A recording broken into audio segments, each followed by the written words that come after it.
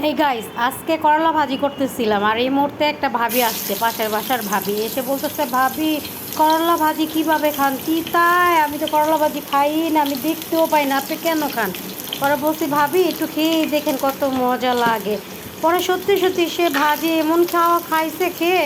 এখন আমি প্রত্যেক দিন যদি আমি ভাজি করি, সেদিনেই সে আইসা বলে, ভাবি আমাকে একটু ভাজি দেন, আপনার ভাজি ছাড়া আমার আমার পেট ভরেই না। করলা ভাজি এত স্বাদ, আপনার হাতের করলা ভাজি এত মজা লাগে ভাবি।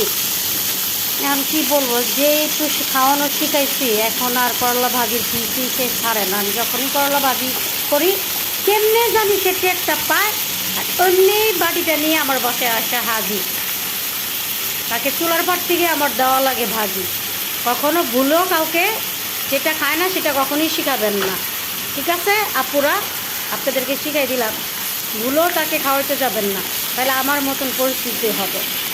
তো আজকে পর্যন্ত এই পর্যন্তই শেষ করলাম ভিডিওটা। আশা করি ভালো লাগলে সাবস্ক্রাইব, লাইক, শেয়ার সব কিছু দিয়ে দিয়েন। Bye bye, tata.